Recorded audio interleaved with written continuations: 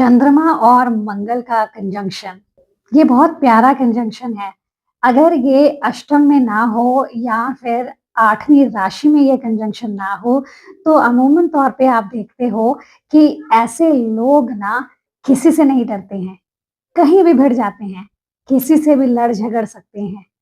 इनका गुस्सा बहुत ज़्यादा होता है और इनका गुस्सा ही कई बार इनका दुश्मन साबित होता है।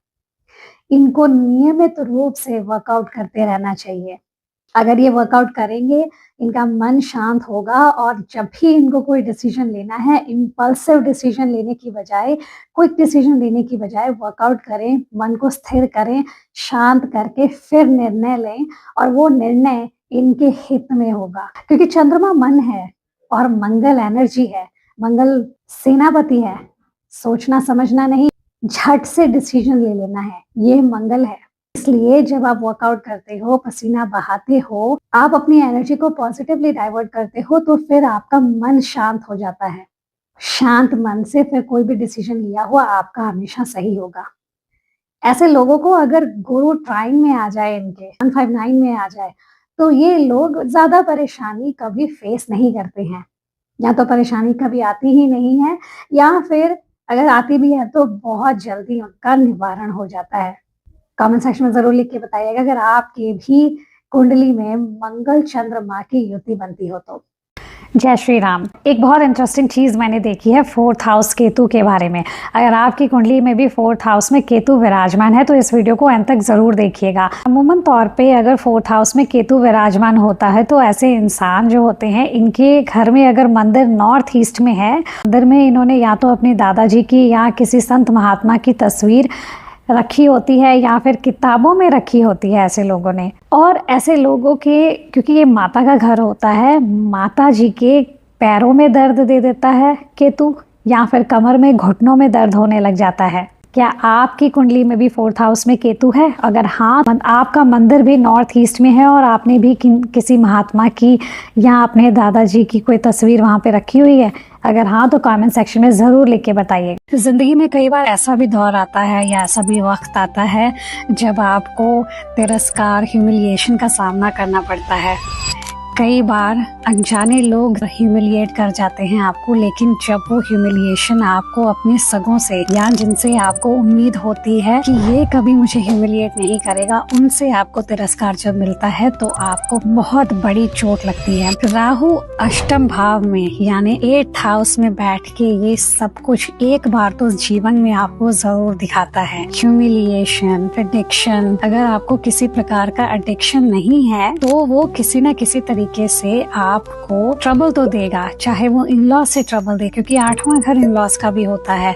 मैं बार बार 8th हाउस के रिलेटेड अलग अलग प्लैनेट्स को रख के वीडियोस बनाती हूँ, क्योंकि 8th हाउस को जब आप समझ जाओगे और कौन से प्लैनेट्स वहाँ बैठ के क्या कर सकते हैं, तो काफी हद तक उसको रिजॉल्व करने के लिए आप खुद ही कुछ ऐसे काम जो डेली रूटीन में हम कर सकते हैं वो कर लोगे, जिससे आपकी लाइफ में बहुत ज्यादा तकलीफ नहीं होगी। जब भी अष्टम की दशा आएगी तो आपकी वो दशा बहुत ज्यादा पीड़ा वाली नहीं होगी। राहु की ना सिर्फ एक फिलॉसफी है, जिस भी घर में बैठता है उस घर से आपको ऑब्सेस्ड कर देता है। आपको कोशिश करनी है कि उस घर की चीजों से ऑब्सेशन छोड़ना है जहाँ आपका राहु बैठा है। जैसे अगर अष्टम में राहु बैठा है तो आपको अज्ञात चीजों से ऑब्सेशन देगा। यहाँ एक प्लस पॉइंट ये जुड़ता है कि अगर आप 8th हाउस की चीजों में चले जाते हो, जो कि अब 8th हाउस की चीजें तो बहुत सारी हैं, रहस्य की दुनिया है अष्टम हाउस, तो रहस्य में तो अल्कोहल, एडिक्शन, ड्रग्स और कुछ ऐसी बुरी दुनिया भी आ जाती है, लेकिन वहीं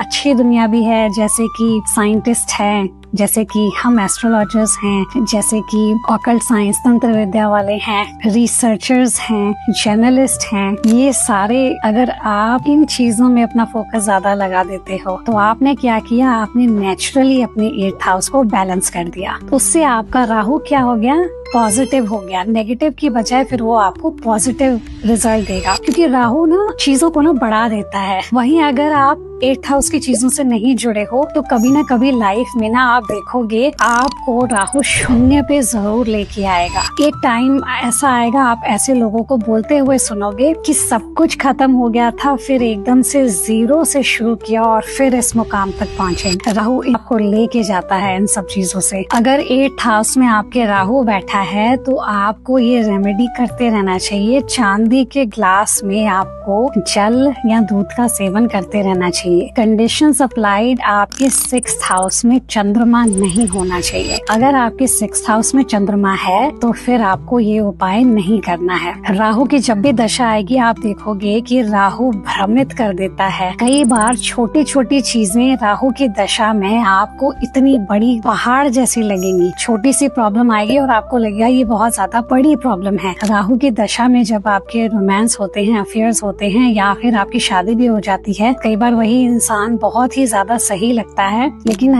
और कई बार दशा हटने के बाद वो इंसान बिल्कुल ही ऑपोजिट आपको फील होता है कि जैसा आपने सोचा था, जैसा आपको लग रहा था वैसा वो इंसान है ही नहीं। Again terms and conditions apply होती है। सबको ये चीजें देखने को नहीं मिलती हैं क्योंकि बहुत सारे और ग्रह कहाँ बैठे हैं, उनकी दृष्टि कहाँ है, वो सब भी देखनी जरूरी होती है। लेकिन मोटा मोटा जब भी राहु की दशा आती है ये चीजें देखने को मिल जाती हैं। शनि राहु जब एक साथ होते हैं, चाहे महादशा अंतरदशा साथ साथ चल रहे होते हैं, तब आपको काफी ज्यादा एंजाइटी, डिप्रेशन, इन चीजों का या मेंटल स्ट्रेस का सामना करना पड़ता है। राहु भ्रमित करता है, शनिदेव कहते हैं कर्म कर। आप असमंजस में रहते हो कि अब करना क्या है, क्योंकि राहु आपको ऑब्सेस कर देता है, आपको भ्रम में डालता है। तो आपको जो चीजें सही नहीं है शायद वो आपको सही लग रही है, तो शनिदेव वहाँ कह रहे हैं कि तुम सही नहीं कर रहे हो, तुम डिसिप्लिन में नहीं हो, तुम कर्म नहीं कर रहे हो। तो उस टाइम पे लोगों का मोरल डाउन फील होता है काफी ज्यादातर वो देखा गया है।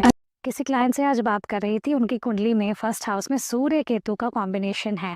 सूर्य यानी कि राजा, सूर्य यानी कि लीडरशिप क्वालिटी। सूर्य है तो राजा है तो थोड़ी बहुत ईगो भी इनके अंदर होती है। हर एक कार्य करने के लिए तत्पर होते हैं ये, जैसे एक राजा प्रजा के लिए या खुद के लिए कुछ भी कर जाता है। इसी प्रकार से अगर आपके लग्न में सूर्य बैठे हैं तो ऐसे लोग ना अपना काम जो भी ये सोचते हैं ज्यादातर वो उसको अकॉम्प्लिश करके ही छोड़ते हैं। और केतु, क्योंकि केतु सेपरेशन का कारक है, डिटैचमेंट का कारक है। सूर्य को एस्ट्रोलॉजी में पिता का भी दर्जा दिया गया है। इनको मैंने पूछा कि आपके पिताजी कैसे हैं। उन्होंने मुझे बताया कि केतु की दशा चली थी, उस समय पे उनके पिताजी इस दुनिया से स्वर्गवास कर गए। फिर मैंने उनको पूछा कि क्या आपको अगर आपकी मन की नहीं होती है तो बहुत गुस्सा आता है। उन्होंने कहा हाँ, जब मेरे मन की नहीं होती है मुझे बहुत गुस्सा आता है।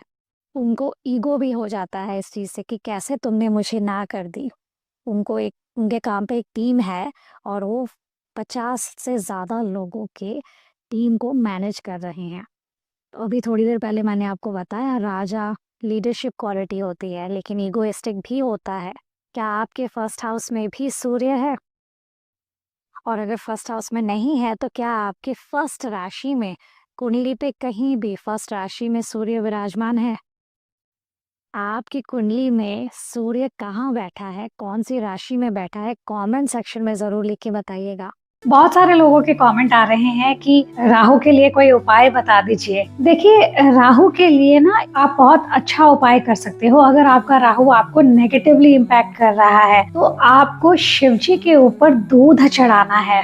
ऐसा करने से आपका राहु जो है पॉजिटिवली काम करना शुरू कर देगा। अगर आप मंदिर रोज नहीं जा सकते हो या आपके घर में शिवलिंग नहीं है तो आप घर के आंगन में घर की मिट्टी से भी शिवलिंग बना सकते हो और उस पे दूध चढ़ा सकते हो। रोज दूध को शिवलिंग के ऊपर चढ़ाने से आपको काफी राहत मिलेगी और आपको उससे पॉजिटिविटी का भी आभास होगा। अगर आपको पता है कि जब भी लड़की की शादी होती है और जब डोली जा रही होती है तो वो पीछे की ओर जो चावल फेंकती है उसका क्या मतलब होता है, ऐसा करने से क्या होता है। देखिए, पैसा जो होता है ना, हम शुक्र से देखते हैं, जहाँ शुक्र बैठे हैं वहां से आप पैसा कमाते हो। और शुक्र की राशि होती है टॉरस और लिब्रा। नंबर 2 राशि टॉरस है। चंद्रमा यानी कि मून, यही इकलौती ऐसी राशि है जहाँ पे चंद्रमा उच्च के होते हैं। चंद्रमा को चावल के साथ हम रिप्रेजेंट करते हैं, पानी के साथ, दूध के साथ रिप्रेजेंट करते हैं और माँ के साथ रिप्रेजेंट करते हैं। तो जब भी लड़की अपने मायके से जाती है ना, तो पीछे की ओर चावल फेंकती है। उसका मतलब ये होता है कि घर की प्रॉस्पेरिटी घर में ही छोड़ के जा रही है, साथ लेके नहीं जा रही है, ताकि उसके जाने के बाद उसका जो मायका है वो भी फलता फूलता रहे। बहुत ही छोटी सी बात है जो हम पता नहीं कितनी बार कितनी शादियों में देख चुके हैं, लेकिन उसका मीनिंग कभी समझ नहीं पाए हैं। पुराने जमाने से ये रीत चली आई है। इनके बहुत बड़े